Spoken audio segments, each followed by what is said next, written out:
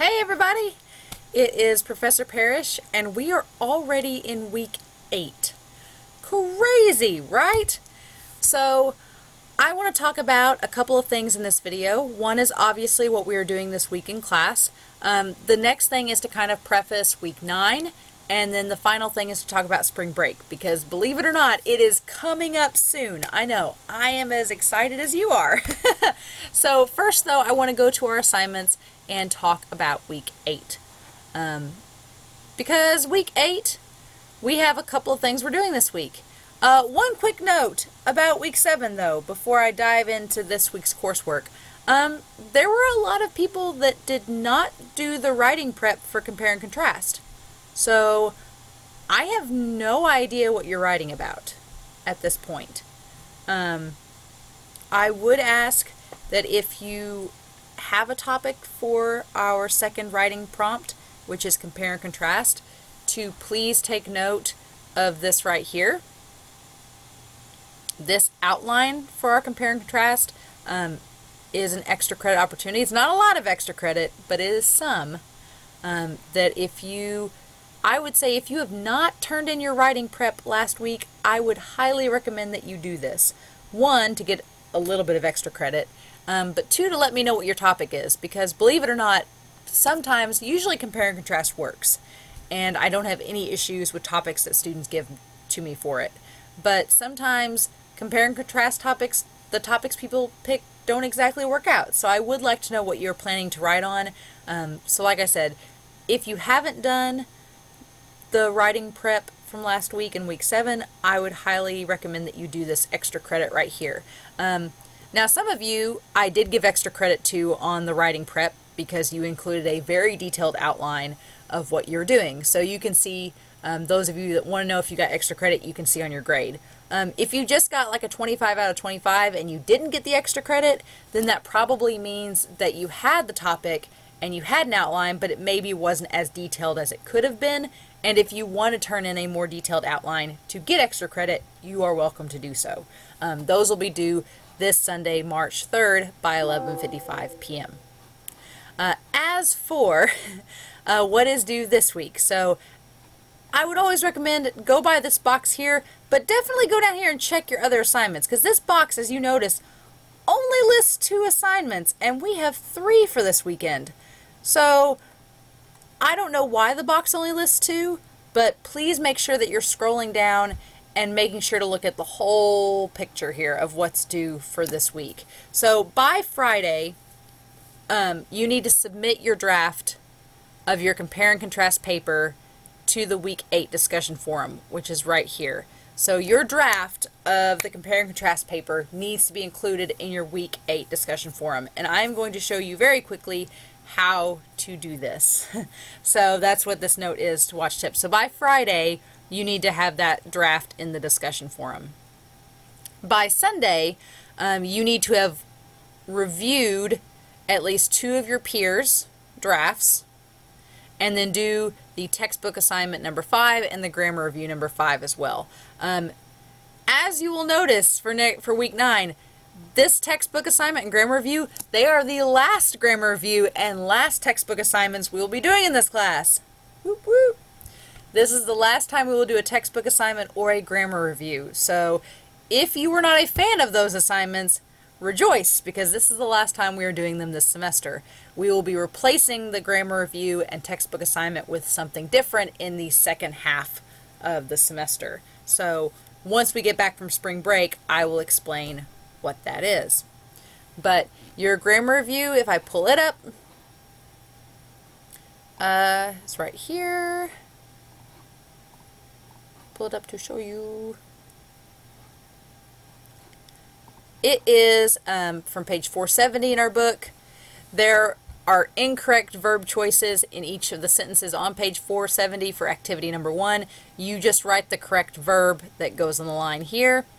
For 473, we're only doing on 473 numbers 1 through 5, which is write the correct verb. 6 through 10 are extra credit. I highly encourage you to do 6 through 10 to get those extra credit points, because they should be, it's the exact same assignment as above, just different sets of verbs. should be an easy grammar assignment to round us off and finish talking about verbs and their correct uses. As for textbook activity number 5, if I list that here, and I will pull it up to show you all.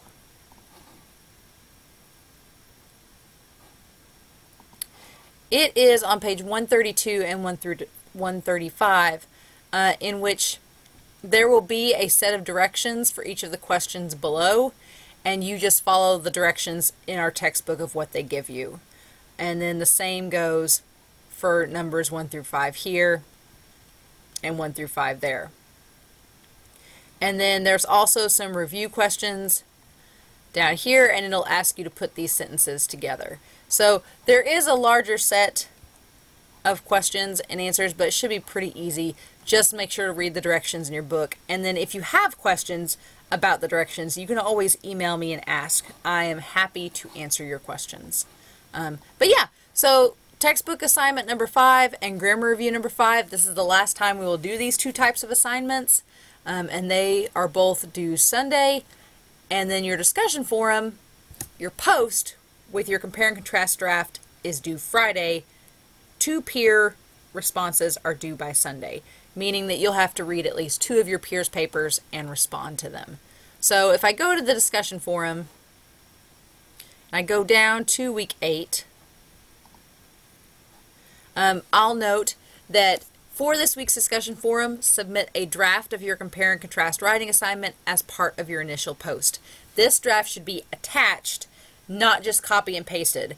The reason for that is if you just copy and paste your paper into the forum, I can't edit it, and neither can your peers, and I want to be able to edit your work to give you feedback. If you're unsure how to attach files, this is the video to watch. And then by Sunday, you'll read at least 2 of your peers' drafts and offer responses to them.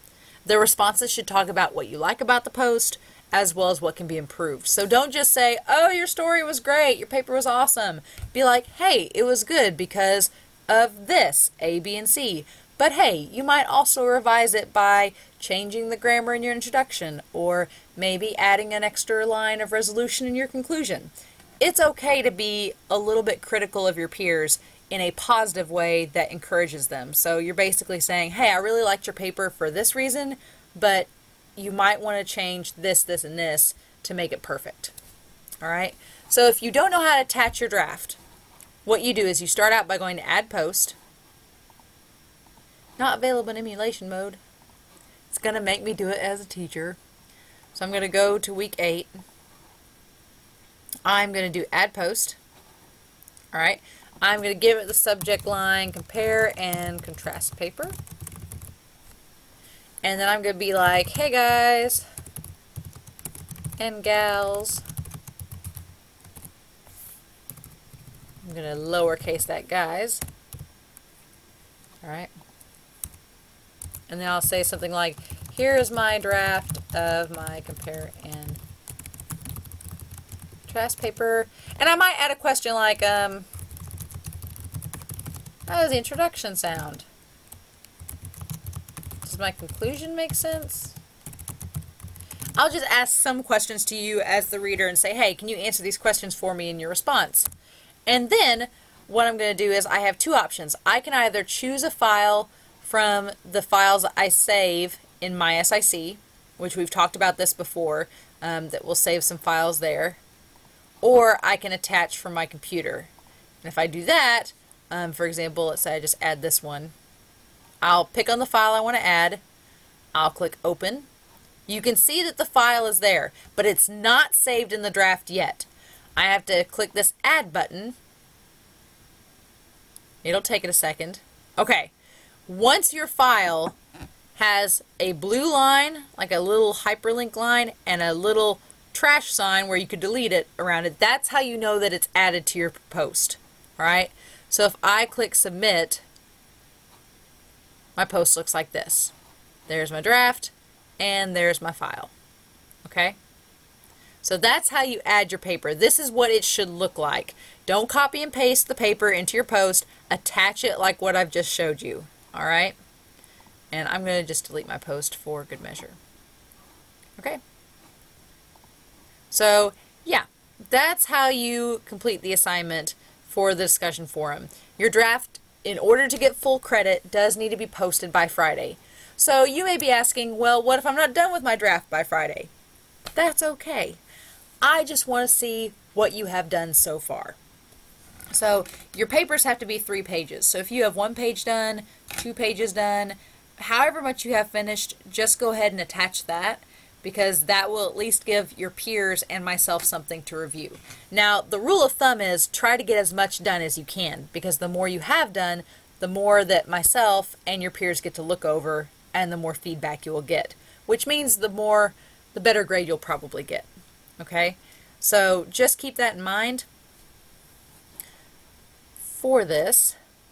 But if you need to go back and look at the guidelines, they are listed in our writing prep, actually. So if you go to your writing prep from last week and click on that assignment, the guidelines are in there as well. Okay? Now, that's week 8. I want to briefly go over week 9 and spring break. As I've said before, this week you have your last grammar review and your last textbook review and our discussion forum going over the compare and contrast paper. For week 9, which is next week, you have 3 things. 1 will be our discussion forum, 2 will be your compare and contrast paper being turned in, and 3 will be the midterm exam, which I will go over that in my week 9 video, so please stay tuned. I will try to have that video up by Sunday this weekend, and this last weekend I wasn't feeling good, so the video, that's why it's up late this week, but I'm wanting to get week 9, that video up by Sunday, so just stay tuned for that. And as you'll notice, week 10 is spring break. There's no assignments. Woo woo! So I definitely treat this paper right here, your compare and contrast, and your midterm as the halfway point. Again, I'll talk about it next week in our video, but just keep on the lookout for those. You can work ahead if you want, or you can wait until Sunday when I talk about the assignments. But the big thing this week is making sure you get that compare and contrast draft in the discussion forum by Friday, and then by Sunday having these 2 assignments and your peer responses. All right. If you're worried about your grade in this class, as I said in week 1, the biggest thing is just to do all of the assignments and make sure they're turned in on time. And I know that's easier said than done, but in all honesty, everyone in this class is a good writer. It's just making sure that you're completing every task given to you and doing so on time. That's probably the best way to increase your grade at this point. If there was any concerns about writing, I would have told you via email or requested that you come in and we talk. Okay? As far as any questions go, if you have any, please feel free. You can always email me questions. I'm always available to answer email. This month is kind of crazy in my office because I also work with high school students, and so I'm often at high schools. So if you've come by my office and my door is shut, I am probably not on campus. Usually when I'm on campus, I'm in my office. So, but feel free to come by in the afternoons if you get a chance. I'll likely be there. Or, as always, email or call if you have questions. You can call, leave me a voicemail. It's fine. But otherwise, I hope that this is helpful. Good luck on this last grammar and textbook assignment. And I am so excited. Compare and contrast is one of my favorite papers to read. So I'm really excited to see how you all do on this paper. Please don't forget it. Turn in that draft Friday. All right? As always, if you have any questions, let me know. And otherwise, I'll talk to you all soon.